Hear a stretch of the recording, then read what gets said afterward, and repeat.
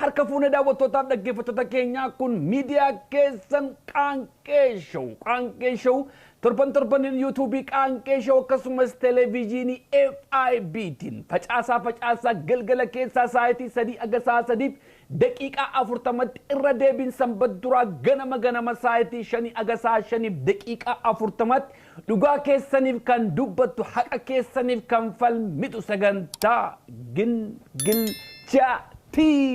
Gingilchaan keenya har'aa marsaa 14ffaadha. Sagantaa gingilchaa guyyaa har'aa qabatee kan isiniif dhiyaate jeneraaltichi keessan kun Qaxaleen Habtaamuu Lamuuti. Kanneen sagantaa keenya toora YouTube'itiin nu daawwattan YouTube chaanalii keenya subscribe gochuun aga xumura sagantaa keenyaatti nu waliin turaan afeerraa keenya yeroo hundaati.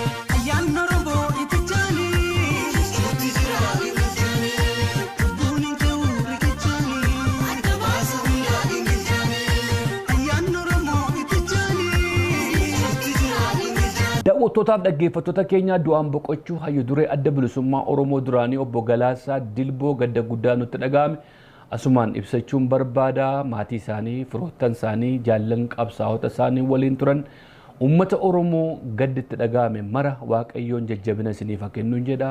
Lubbuu abbaa keenya qabsaa'aa keenya obbo Galaasaa Dilboo Waaqayyoon kan jannataa nuuf haa godhu. Asumarraanis hordoftoota amantaa Musliimaa biyya keessaa biyya alaa jirtan mara keessaniif Ramadan Karim isiniin jenna. Ramadan ni baranaa kan kadhaan keessan himanni keessan waaqa keessan biratti dhageettiitti argatu isiniif haa godhu hawwii koo isiniif dabarsa. Galatooma. Baratuu gingilchaa.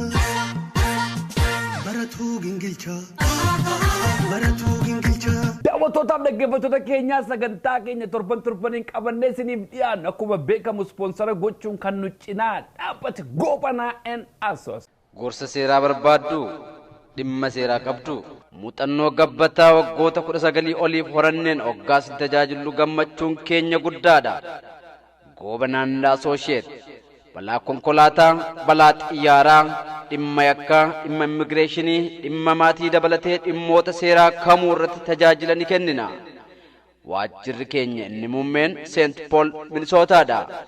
Teessoon 2147 University Avenue West Suite 117 St. Paul Minnesota.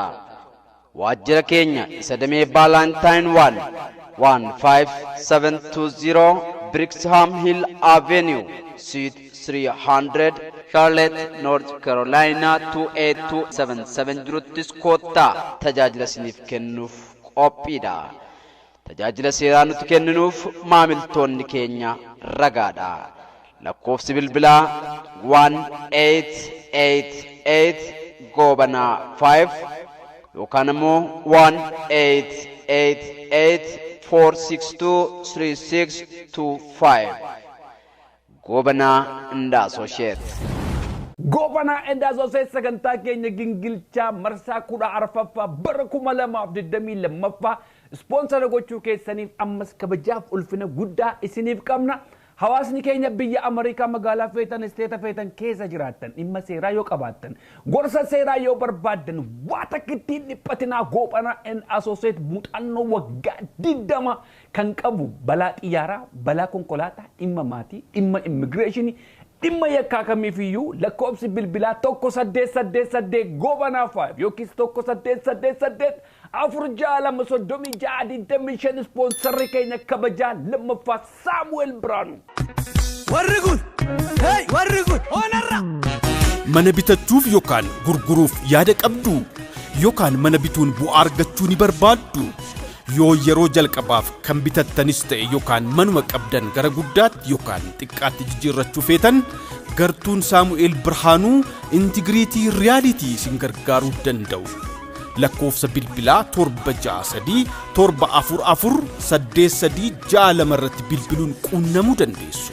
Saamu'eel Biraanuu Intigiriitii Riyaalitii. Samuel Biraanuu sagantaa keenya gingilchaa marsaa kudha arfaffaa waggaa kanaa sponsora gochuu keetiif kabajaaf ulfina guddaa siif qabna. Hawaasni keenya magaalaa Minneapolis St. Paul Minnesota keessa jiraattan mana guddaa keessaa xiqqoo keessaa guddaatti mana namaatti galtanii morgeejii namaa kaffalurra mana mataa keessanii bitachuu barbaaddan waa takka ittiin dhiphatina muuxannoo waggaa hedduu qaba Samuel Biraanuu lakkoofsi bilbilaa 76344 8326 bilbila. Baratuu gingilchaa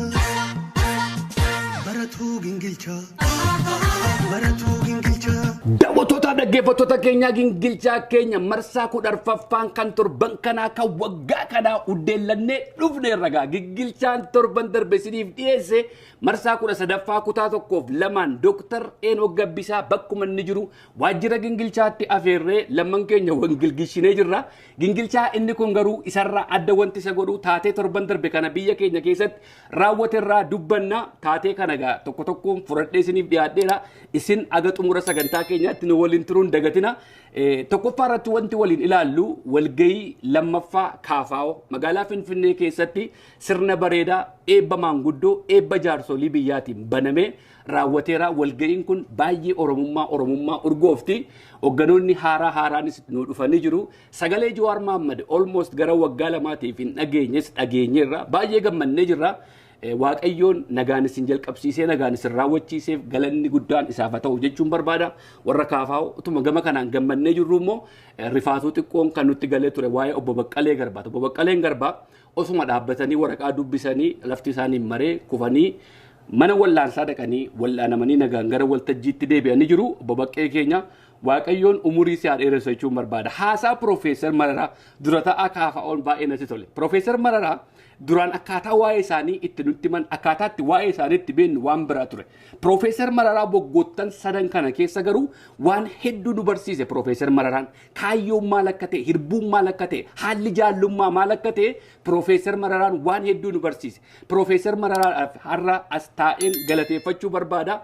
Haasaa isaan waltajjii kana irratti godhan baay'eesaa waan nama gammachiisuudha waan abdii namatti toruudha. Profeesar Mararaa umurii nuuf dheeradhu Waaqayyoo si haa jiraachisu jechuun barbaada. Waggaa 3 kana keessatti hirbuun maal akka ta'e nu barsiisan. Warri kaleessa waliin qabsoo geggeessaa turan warri kaleessa waliin jaalla waliin jedhanii waadaa walii galan yeroo itti wal galanitti Profeesar Mararaa garuu ciicee dhaabbatee waan kaleessatti waadaa walii galan sana gubbaarratti wanti sun galma ga'u malee ani jireenya dhuunfaa kiyyaaf jedhee dudduubatti hin deebi'u jedhanii kaayyoon maal akka ta'eef hirbuun maal akka ta'e nu barsiisaa jiru. Profeesar Mararaa nuuf jiraadhu Waaqayyoo isaa eebbisu umurii dheeraa siif haa kennu.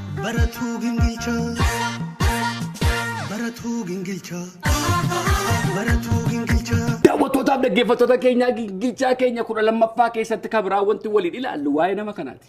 Waa'ee nama kanaa Obbo Masfiin Xaasoo jedhamu. Obbo Masfiin Xaasoo torban darbe kana keessa CEO Ethiopian Airlines ta'anii mudamanii gadi ba'anii jiru.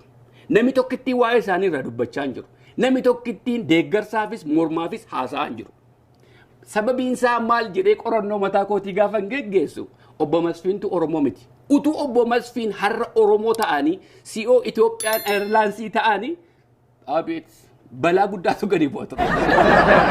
Sababii inni garuu Oromoo hin taaneef hundi afaan qabatee taa'e. Osoo bakka Obbo Masfiin Xaasoo ta'an kana namni Oromoo tokko namni maqaan isaa Caalaa yookiis Tolasaa Taliilaa Badhaasaa jedhamu tokko taa'e miidiyaan biyya keessaa biyya alaa gurra lama qabatee iyya ture. Amma garuu waan tokko dubbachaa hin jiran. Yoo deeggaranii Oromootu nurratti bara waan jiraniif afaan qabatanii mari'anii ta'anii jiru. Maaliif waan isaan barbaadantu galma ga'eefi jira.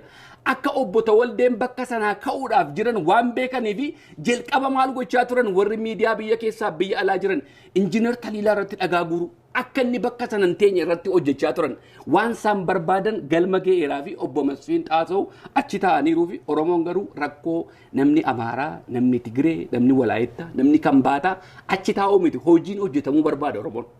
Waa'ee gosaa, waa'ee gandaa, waa'ee qeerraa rakkoo tokko hin qabu Oromoon. Hojii miti hadalagamu. Isaan akkasitti yaadan. Isaan namni Oromoo tokko yoo bakka sana taa'e zaranyoች, xabbaaboች, baalagizeዎች, baalemaaloች jedhanii olola guddaa irratti oofu turan. Har'a garuu Obbo Masfiin irraa namni dubbatu namni tokko ittiin hin jiru. Erga namni dubbatu hin jiraanne ani maaliifan dubbadhu jedhee manan iyyuu gadi ba'ee haasee Obbo Masfiin baga gara aangootti dhuftanii yoo uummata biyya keenya sabaaf sablammii 88 kana ija tokkoon ilaaltanii namni maqaa keessan kaasu hin jiru. Yoo uummata keenya duwwaaf hin jettanii marka lafa jiraate waa gootanii gingilchaanis waan isin irratti fiduuf jira. Obbo Masfiin welcome to the club jennaan. Barri haa gingilchuu. Barri haa gingilchuu. Barri haa gingilchuu. Daawwattootaaf dhaggeeffattoota keenya gingilchaa keenya marsaa koo lammaffaa keessatti kabraa wanti waliin ilaallu waa'ee Faanaa Broadcasting torban darbe fuula Facebook isaarratti maxxanse. Facebookiin Faanaa Broadcasting kurriis biltsiginnaa gochuu jalqaba. Daammanaan himaa biltsig teknooloojii በመጠቀም naannoo uummata hongeedhaan rakkachaa jiruuf bokkaa roobsuu jalqabaniiru xaqalaa ministeeriin keenya. Akkuma yeroo darbe bokkaa naannoo Amaaraatti roobsaa turan amma immoo iji isaanii naannoo Oromiyaa argee achitti bokkaa roobsuu jalqabaniiru. Baay'een irraa gammade. Garuu koomiin kiyya xaqalaa ministeerii keenyaaf Dr. Abiyyiidhaa fi haga raayyaan abbaa maccaafaa uummata Oromoo naannoo Baalee hongeedhaan rakkachaa jiru naannoo Booranaa jedhanii boottee bitanii waan bishaan boolla keessaa obbaasu bituudhaaf rakkachaa turan kana maaliif callistan xaqalaa ministeer? Maalumaaf ammoo ona isaa irratti callistan? Hojii maaliif itti baay'istu? Lakkii boottee bituun hin barbaachisu, waan bishaan lafa keessaa ol baasu bituun isin hin barbaachisu, an bokkaan arroobsettanii maaliif uummata keenya hin tajaajille? Maaloo dura xaqalaa ministeerii keenya uummata keenya naannoo Baalee, uummata keenya naannoo Booranaa hongeedhaan rakkachaa jiru kanaas akka bokkaan roobsitan asumarraan hin kabajaan isin gaafachuu barbaada. Baratuu gingilchaa. Baratuu gingilchaa. Baratuu gingilchaa. Daawwattootaaf dhaggeeffattoota keenya gingilchaa keenya 14ffaa keessatti kabraa wanti waliin ilaallu torban darbe keessa caffeen Oromiyaa walgahii godhatee ture. Caffee Oromiyaa keessatti warri mana keessaa gaaffii pirezidaantii keenya obbo Shimallis Abdiisaa gaafatan waa'ee abbootii gadaa Karrayyuu. Abbootiin gadaa Karrayyuu gara jabinaan ajjeefamaniiru. Waa'een isaanii akkam ta'e? Maaliif warra ajjeesan irratti tarkaanfiin hin fudhatamu jedhanii mana keessaa gaaffii gaafatan deebii obbo Shimallis Abdiisaa deebisan waliin ilaalla. Abbootii keenya abbootii gadaa Karrayyuu faana ol qabatee jiru kan keessoo keenya cabse kan keessoo keenya madeesse gochaa suukaneessaa fi qaaneessaadha. Gochaan abbootii keenya abbootii gadaa Karrayyuu irratti raawwate keessa keenya nu madeesse baay'ee cabne baay'ee nutti dhaga'ame. Gochaan kun gochaa qaaneessaadhaaf suukanneessaadha. Gochaa kanatti garuu baay'ee miidhamnee nu jedhan pirezidaantiin naannoo Oromiyaa. Eenyutu gocha kana raawwate?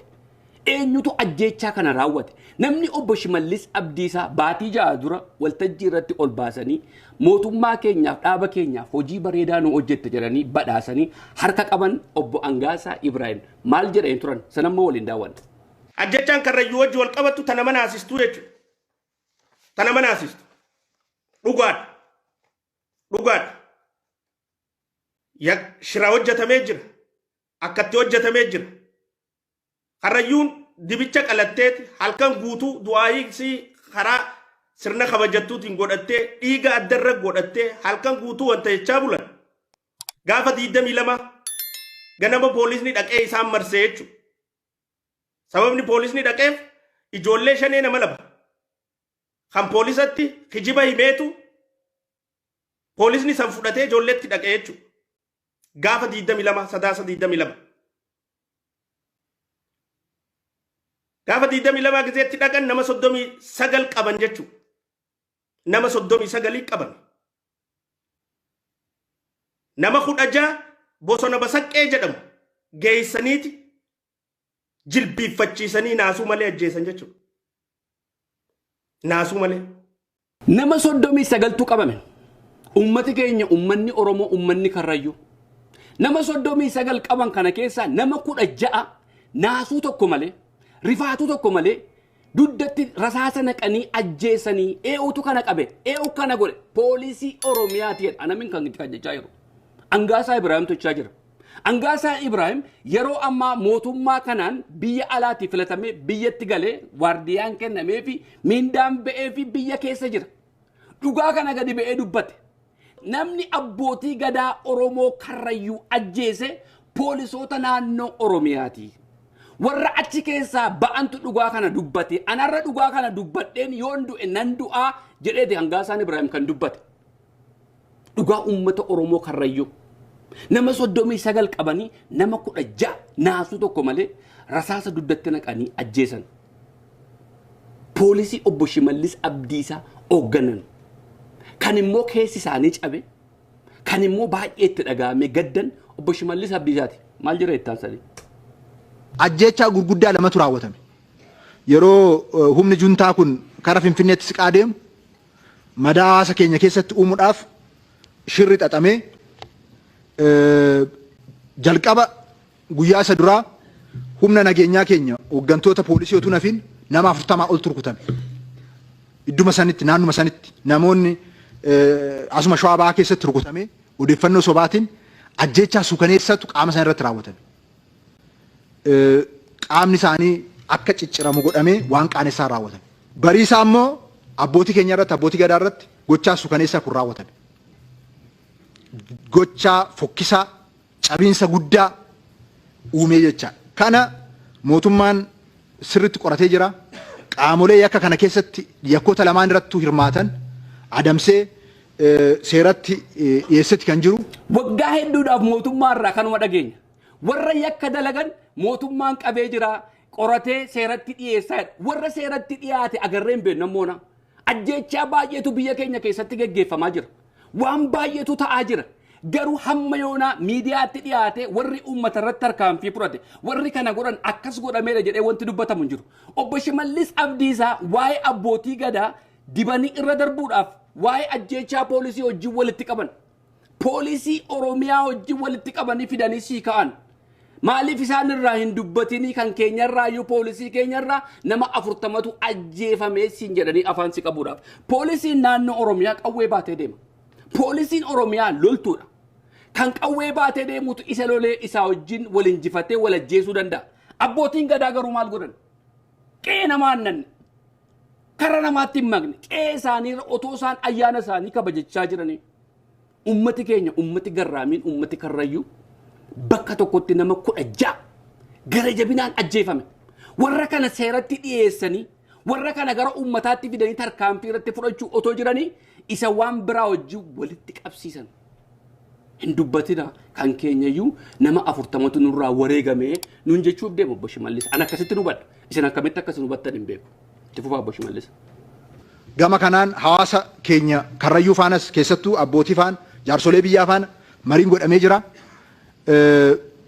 Dhimmoonni adabbii seeraa fi hojimaata seeraa qabatanii akka deeman hundaa ol immoo dubbiin kun dubbii aadaa duudhaa keenya irratti aggaamame waan ta'eef abbootiin gadaa aadaadhaan akka laalan abbootiin gadaa naannoo keenya aadaadhaan akka laalan godhamee jira.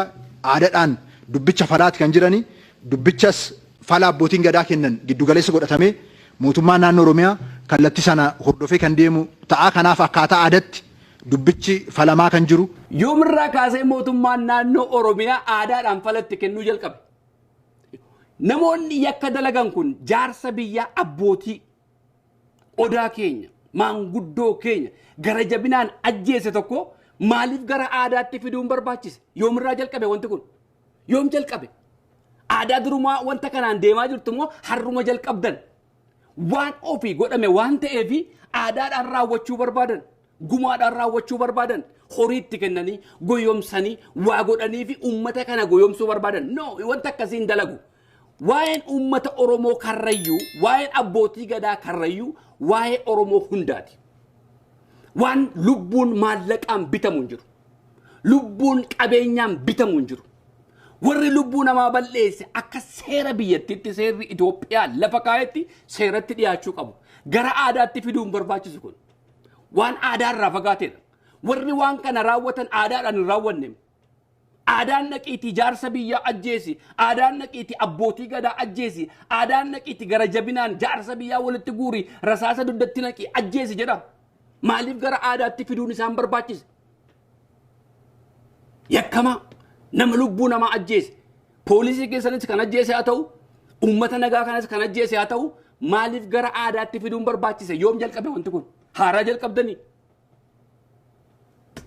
Yeroo mootummaan naannoo Oromiyaa aadaa fi duudhaa Oromoo deebisuudhaaf sirna gadaa sirna mootummaa ammayyaa ijaarre kana olitti akka ijaaramu labsiiwwan akka amma murtaa'aa jiran kan hedduu murteessee gadaa leellisee gadaa giddu galeessa godhatee cimsaa deemaa jiru. Yeroo mootummaan naannoo Oromiyaa aadaadhaaf duudhaa Oromoo deebisuudhaaf tattaaffatu aadaa leellisee aadaadhaaf duudhni Oromoo isin deebisaa jirtan isa kam? Oromoon dur reeffa gubaa ture. Oromoon dur jaarsa biyyaa ajjeesaa ture. Oromoon dur sababii ilmi daggala dhaqeef abbaa haadha ajjeesaa ture. Kana argaa jirra misinirra. Erga isin dhuftanii gara aangootti wanti argaa jirru isa kana. Qe'ee Oromootu burjaajaa jira. Mana Oromoo gubachaa jira. Oromootu beela'aa jira. Oromootu buqqa'aa jira. Kana sirni Oromoo obbo Shimallis Abdiisaa. Kana deebisuuf tattaaffachaa turtanii.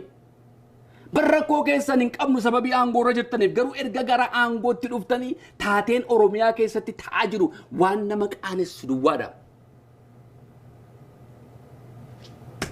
Abbootii gadaa keenyatti kabaja horee irreecha keenya deebisee abbootiin gadaa keenya haga danda'ametti abbootii gadaan gurguddoo jiran akka konkolaataa harree hin rakkanne lukaan hin deemne mootummaan naannoo keenyaa konkolaataa ramadee waan barbaachisu hunda godhee bakka deemaa jirutti. Haasaan keessan kun baay'ee na qaanessu obbo Shimallis.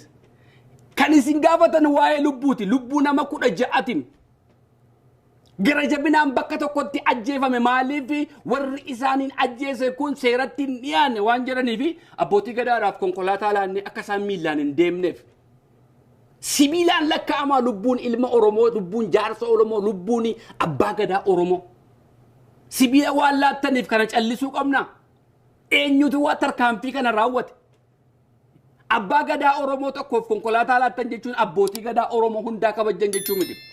Artistii Oromoo tokkoof waan gaarii hojjetan jechuun artistii Oromoo hundumaaf waan gaarii hojjetan jechuu miti. Akka farda soogiddaan sossobanii finyoo mormatti kaa'udha. Kanaanii kan lubbuun ilma Oromoo jaarsa Oromoo tokko ittiin madaalamu. Sibiilaan madaalama. Konkolaataa kennuu keessaniin madaalama. Kaatagoorii kana waan biraa keessatti yoo dubbattan bareeda. Yeroo isin konkolaataa abbootii gadaa tokko tokkoof laachaa turtan. Abbootii gadaa konkolaataa laattaniif abbootii gadaa karrayyuu immoo maarra saasaan ajjeestan. Maal lubbuun isaanii isin hin mararu? Dhiiga keessan miti isaan, lammii keessan miti isaan. Warra tarkaanfii kana fudhatte seeratti dhiyeessitanii seeraan adabbii barbaachisaa kennuufidha. Maleessa gumaa baasuu waan adda addaa gochuu aadaan hiiku maal gatii qaba? Sibiilaan hin goyoomsinaa uummata keenya. Mana kibriitii tokkoon gubatuuf uummata keenya hin goyoomsinaa. Lubbuun ilma namaa sibiila caala. Konkolaataa isin laattan sana caala. Konkolaataa laattaniif jechuun hin ajjeessan jechuu miti. Uummati wanti isin irraa barbaadu jastisiidha. Warri waan kana raawwate seeratti dhiyeessuu qabu. Faanaa biroodkaastii ETV faan gallakkisaniiru. Deebisanii immoo irraa haqan malee. Eenyuun akka abbootii gadaa Oromoo ajjeese. Maanguddoodhaan deemuu maaliif barbaaddan? Gumaadhaan deemuu maaliif barbaaddan? Har'a aadaan isinitti dhagahame kaleessoo aadaan beektani. Kaleessoo sabuun hin jiru. Lafa badii keessan duwwaa gaafa ga'u. Akka haayiluun gadi bee baxabbaxu sana miti. Shaneetu kana godhe. Osoo shanee kana godhe fedhattanii aadaa yookaan immoo gumaadhaan hin furtan. Garuu ofii keessanii waan gootaniif. Warri waan kana raawwate, warri dhiiga qulqulluu kana dhangalaase seeratti dhiyaatu. Justice kanuma barbaanna waan biraa miti. Adabbii argachuu qabu. Maaliif akka wanti kun bor hin raawwanne gaa? Uummata kanaaf sagalee ta'uu qabna. Jaarsolii keenyaaf abbootii gadaa karrayyuutiif sagalee ta'uu qabna. Dhiiga kooti waan ta'eefan sagalee ta'aaf. Waa'ee dhiigaati, waa'ee lubbuuti. Yeroo isin aangoorra jirtan keessa kun kan raawwachaa jiru. Har'a aangoo qabna, waan hundumaa qabna jettanii akka barbaaddan namarratti gochuu dandeessu. Warra kaleessa isin wajjin aangoorra turan agarreerra. Torban darbe keessa nama tokkotu footoo wayii biyya Ameerikaa kanaan natti erge. Nama kanaan dura biyya keessa ture, aangoorra ture. Waardiyaa meeqaan nama deemutu har'a suuqii namaa keessa hojjeta. Hojicha tuffadhee miti. Hin marmarama. Hin marmarama. Dhiiga qulqulluu kana inni ilaala Waaqayyoon. Har'a uummata Oromootiif namni falmuuf yoo dhibe Waaqatu falmaaf. Har'a naannoo Amaaraa keessa namni tokko yoo du'e miidiyaa baay'ee gadi ba'ee dubbata. Jaarsolii keenya garuu nama 16tu gara jabinaan bakka tokkotti nurraa ajjeefame. Kanatti qoosaa jirtu. Waan gadditan fakkeessitanii fuula keessan irra gaddin jiru. Waan biraa hojii walitti qabsiistanii haasa'uuf barbaadu. dhiisaa uummata Oromoon goyoomsina. Uummata kanatti hin taphatina. Har'a maaliif namni maqaa goobanaa daancee jedhu kana jibba? Mucaa isaatti namni moggaafatu jira. Maqaa bareedaa kana. Gochaa inni kanaan dura hojjetatu sammuu namaa keessa jira waan ta'eef maqichillee jibbame. Yerootti maqaan keessan jibbamutu dhufa. Waan hundumaan hin darba. Mootummaan keessan hin darba. Dhaabni keessan hin darba. Kan jiraatu garuu uummata keessan. Uummata keessanii ol immoo waaqatu jiraata. Waaqa soraadhaa. Warri aangoorra jirtan, warri aangootti deemuufis deemtan. Waan qawwee baatteef, waan qawween sirka jiruuf, waan horii qabduuf, waan aangoo qabduufi namatti hin darbin. Har'a qawwee baadhe jettee, har'a aangoo qaba jettee, har'a horii qaba jettee uummata kanatti hin darbin. Uummanni Oromoo uummata garraamiidha. Uummanni Oromoo uummata arjaadha. Uummata kana bulchina warri jettan uummata keessa irratti hin qoosinaa. Dhiiga uummataatti hin qoosinaa. Uummata Oromoo ajjeestee eenyuun bilisoomsita? Abbootii gadaa karrayyuu ajjeestee eenyuun bulchita? Eenyuun geggeessuuf? Aadaa isa kam naa leellistaasi abbootii gadaa ajjeesa? Duudha Oromoo deebisuu, aadaa Oromoo deebisuuf tattaaffannaa jettasii immoo abbootii gadaa ajjeesa isa kamiin deebista? Kanaafanii yeroo baay'ee namoota uummata isaaniitiif haasaan galata guddaa isaaniif galcha. Uummata keessaniif dhaabbattanii uummata keessaniif falma. Aangoon hin darba, mootummaan hin darba, qabeenyi hin darba, dhaabni hin darba, bifti keessan hin darba, humni keessan hin darba, rasaasi keessan hin dhuma, horiin keessan hin dhuma. Kan jiraatu garuu uummata keessan tikfadha. Abune Maatiyaasiifin galata galfachuu barbaada. Abune Maatiyaas warra kana laa. Abune Maatiyaas itti gaafatamaa Ortodoksiiti lammii Tigraay. Miidiyaa irraa ugguramee jira. Miidiyaa irraa ugguramu malee carraa argate hundumaatti gaafa carraa argate gadi ba'ee garuu sagalee uummata isaatiif ta'a. ከቅርብ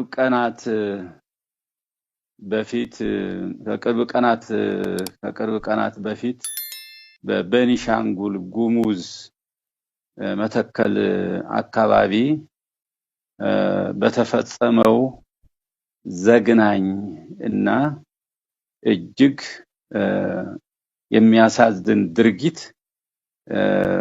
ሐዘኔን ለመግለጽ ነው። ጨራ ሚዲያatti dhiyaachuu qaban Abune Maatiyaas carraa argatan hundumaatti garuu uummata isaaniitiif sagalee ta'u. Uummata keessaa dhalate, uummata keessaa ba'e, ajjeechaan uummata koorratti geggeeffamaa jirutu naraasaa jedha. Bakka hamaa keessa jiraate, biyya keessa jiraate, aangoo guddaa sanarra jiraate, aangoo isaa isa kabajamee waardiyyaan eegamee mana bareedaa keessa jiraatu min isa uummata isaa ajjeefamaa jirutu dhaga'ama. Meeqan keenyatu kana godhaa jira? Meeqan keenyatu sagalee uummata keenyaa ta'aa jira? Meeqan keessattu sagalee uummata keessanii ta'aa jira? Abune Maatiyaas bakka bareedaa jira, aangoo guddaarra jira. Waardiyyaan deema. Itti gaafatamaa Ortodoksii Itoophiyaati. Garuu uummata isaa Tigraay keessaa ajjeefamu. Uummata Tigraay bakka daddaatti ajjeefamaa jiruufitu yeroo hundumaa gaafa gadi ba'u sagalee ta'a. Kanarraa waa tokko barachuu qabna. በትግራይ የተፈጸሙት ድርጊቶች ተቆጥረው ተሰፍረው የማያልቁ ናቸው። ድርጊቱም እጅግ አሳዛኝ ነው። ጦርነቱ እንዳለ ሆኖ ወጣቶች ከጦርነቱ ጎን ለጎን ወደ መንደር እየተካሄደ ወጣቶች እየተለቀሙ እየታደኑ ዳውሬ እየታደኑ እየተገደሉ ወደ ገደል እየተጣሉ እንደነበር እናውቃለን። አቡነ ማቲያስ በከ በሬዳ ጅራ አንጎ ጉዳረ ጅራ በከ ኢሳብ ልቡ ሳቲፍ ኮምፎርታብሊ ተኤ ኬሰ ጅራ አከ ቀይሶታ ወረካኒ መሰራ ሞቱማ ኬሰ ደደቢው ደንዳ ገሩ ልቡ ሳቢቲ ወንቲኒ ያዳ ጅሩ ደርገጎተ ትግራይ ኬሰ አጀፈማ ጅረን ኡመተሳ መነ ሂዳ ኬሰ ጅረን ኡመተሳ ረኮ ኬሰ ጅረንቱ እሪበ ኢሰ ደው ነሞኒ ኬኛ ሜቀታ ከስተየ ጅራ ሼኮኒ ኬኛ ሜቀታ ከስተየ ጅራ ፓስተሮኒ ኬኛ ሜቀታ ከስተየ ጅራ ሜቀቱ ኡመተ ኬሰኒፍ ሰገሌ ተአ ጅርቱ jireenya keessan isinti tole yennaan waa'ee jireenya keessanii malee waa'ee uummata keessanii kan hin qabne meeqatu jira. Abune Maatiyaas biyya keessa jira. Mootummaa Itoophiyaa jala jira. Gochaa garuu mootummaan Itoophiyaa lammii Tigraay irratti geggeessaa jiru balaaleffachaa jira. Kanaafan kabajaa guddaa qabaaf. Nama uummata isaatiif sagalee ta'uuf kabajaan qabaaf. Dirqama Oromoodhaaf ta'uun qabu.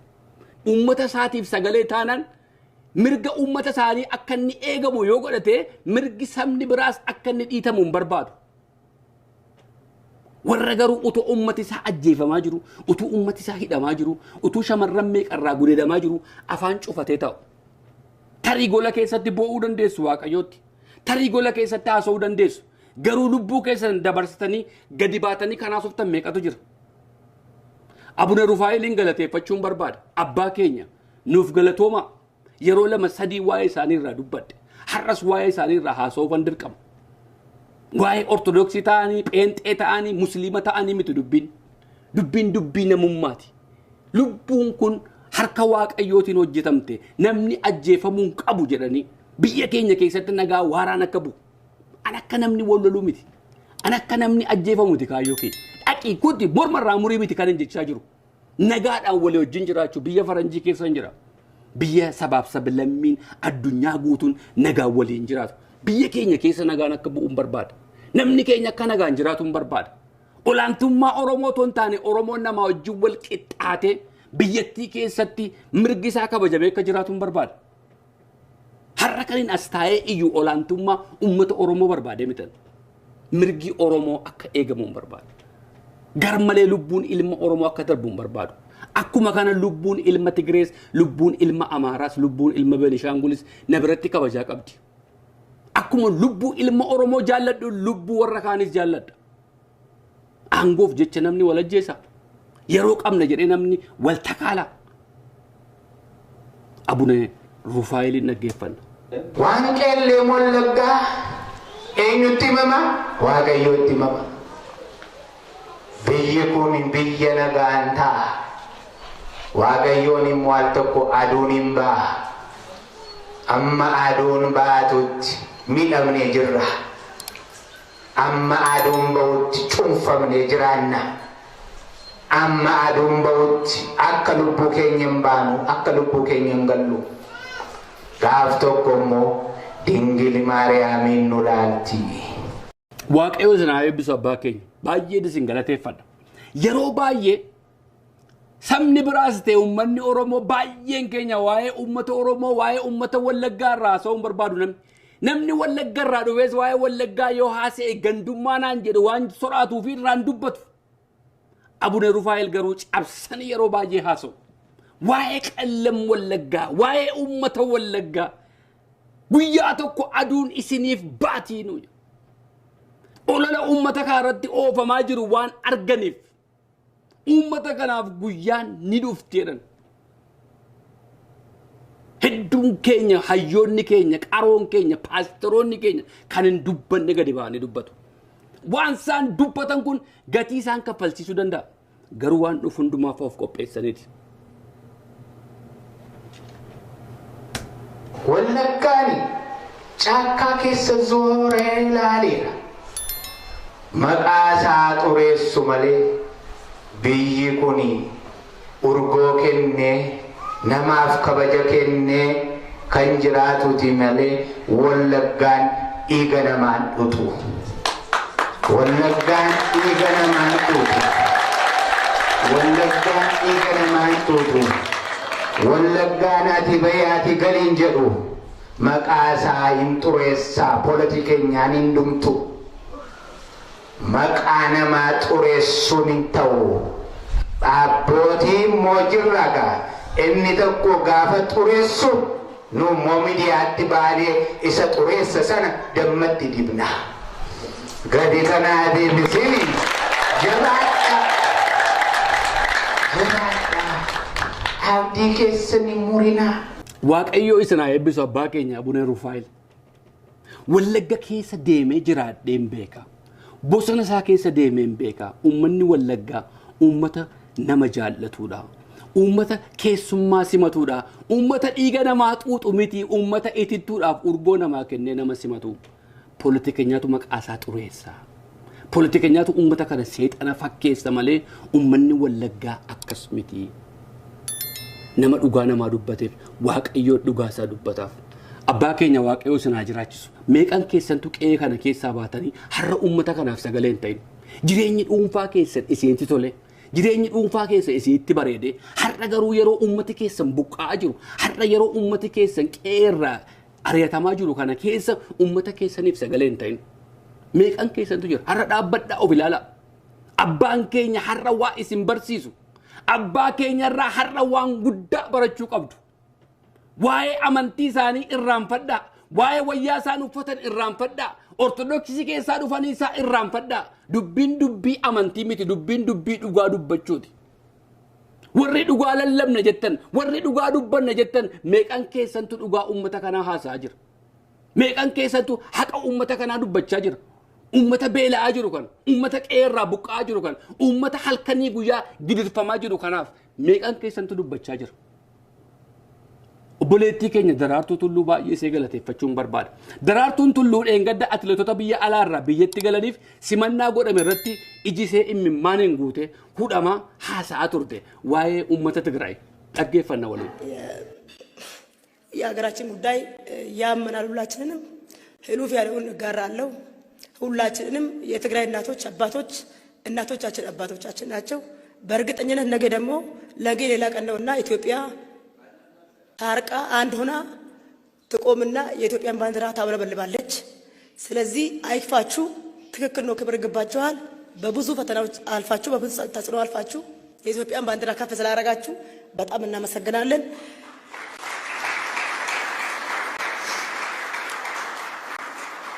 Daraartuun maaliif Oromoodhaaf sagalee hin taane maaliif waa'ee uummata Oromoon dubbanne namni jedhu jira. Ani waa'ee Oromoodhaaf dubbattee Tigireef dubbattee Walaayittaaf dubbattee miti. Ilma namaa ajjeefamaa jiruuf sagalee ta'uunsaa waan guddaadha. Borimmoo waa'ee Oromoo dubbachuu dandeessi. Dhugumaan waan har'a uummata Tigraay irratti raawwachaa jiru kun itti dhaga'ame iji ishee imimmaaniin guute waa'ee haadholii Tigraay irraa dubbatte borimmoo haadholii Oromoo irraa dubbatte waan jedhuun abdii qaba. Kanaafan obboleettii keenya Daraartuu galateeffachuu barbaada. Kan isheen dubbachaa turte atileetota naannoo Tigraay irraa dhufaniif dubbachaa turte. Waa'ee haadholii Tigraay dubbachaa turte. Borimmoo haadholii Oromoo dubbatte waan jedhuun abdiin eeggadha. Kanaafin dhagaatti hin guru. Kanaafin daree keenya galatoome jechuun ni barbaada. Daree keenya ulfaadhuun jedhan sila isinitti meera. Abbaa fedheef haa dubbatamu. Nama dhugaansaa jala haqate nama ajjeefamaa jiruuf namni dubbate na biratti kabajaa qaba. Dirqama Oromoodhaaf dubbachuu qabaa waan jedhuun qaban. Lubbuun ilma namaa galmalee darbuu hin qabu jedheen namni haasa'e kabajaa guddaan qabaaf. Borimmoo Oromoodhaaf dubbatti qaba. Iftaan immoo Benishaanguliif dubbatti qaba. Isachi aanummoo Walaayittaaf dubbatte waan ta'eef an kabajaaf. Kanaaf hin daree keenya nuuf galatoomin jedhan uummata keessaniif sagalee ta'a. Hamma dandeessanitti bakka jirtanii uummata keessaniif sagalee ta'a. Baratuu gingilchaa. Baratuu gingilchaa. Baratuu gingilchaa. Daawwattootaaf dhaggeeffattoota keenya sagantaa keenya gingilchaa marsaa 14ffaa torban kana akkuma beekamu ispoonsara gochuun kan nu cinaa dhaabbate Goobanaa & Associates. Gorsa seeraa barbaaddu dhimma seeraa qabdu muuxannoo gabbataa waggoota 19 oliif horanneen hoggaas tajaajilu gammachuun keenya guddaadha. Goobanaa & Associates balaa konkolaataa, balaa xiyyaaraa, dhimma yakkaa, dhimma immigireeshinii, dhimma maatii dabalatee dhimmoota seeraa kamuu irratti tajaajila ni kennina. Waajjirri keenya inni muummeen St. Paul Minisootaadha. Teessoon 2147 University Avenue West Suite 117 St. Paul Minnesota. Waajjira keenya isa damee Valentine 15720 Brixham Hill Avenue Suite 300 Charlotte, North Carolina 28277 jirutti kottaa tajaajila isiniif kennuuf qophiidha. Tajaajila seeraa nuti kenninuuf maamiltoonni keenya ragaadha. Lakkoofsi bilbilaa 1888 Goobanaa 5 yookaan immoo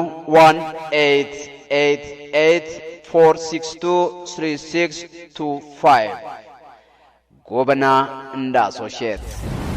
Gobanaa and Associate sagantaa keenya gingilchaa marsaa kudha arfaffaa kan turban kanaa sponsora gochuu keessaniif kabajaaf ulfina guddaa isiniif qabna. Hawaasni keenya biyya Ameerikaa magaalaa feetan isteeta feetan keessa jiraattan dhimma seeraa qabaattan gorsa seeraa barbaaddan waa takka ittiin dhiphatina afaan keessaniin tajaajila argattu muuxannoo waggaa 20 ol kan qabu Gobanaa and Associate balaa konkolaataa balaa xiyyaaraa dhimma maatii dhimma immigireeshinii dhimma yakkaa kamiifiyyuu lakkoofsi bilbilaa 1888 Gobanaa 5 yookiis 1888 afur jaalama soddomii ja'a 25 sponsor keenya kabajaa lammaffaa targamu Samuel Brown warri kun onarra mana bitachuuf yookaan gurguruuf yaada qabdu yookaan mana bituun bu'aa argachuu ni barbaaddu yoo yeroo jalqabaaf kan bitattanis ta'e yookaan manuma qabdan gara guddaatti yookaan xiqqaatti jijjiirrachuu feetan gartuun Samuel Birhaanuu Integrity Reality isin gargaaruu danda'u. lakkoofsa bilbilaa 7634483 irratti bilbiluun quunnamuu dandeessu. Samuel Birhaanuu Integrity Reality. Samuel Brown sagantaa keenya gingilchaa marsaa kudha arfaffaa sponsora gooteef kabajaaf ulfina guddaa siif qabna. Hawaasni keenya magaalaa St. Paul, Minneapolis, Minnesota keessa jiraattan mana bituuf gurguruu yoo barbaaddan waa takkitti hin dhiphatina mana guddaarraa mana xiqqoorraa mana guddaa appartimentii namaatti maaliif morgeejii kaffaltu mana mataa keessanii argachuu dandeessu. Samuel Birhaanuutiin mari'adhaa lakkoofsi bilbilaa 763 744 8326 Samuel Birhaanuutti bilbila.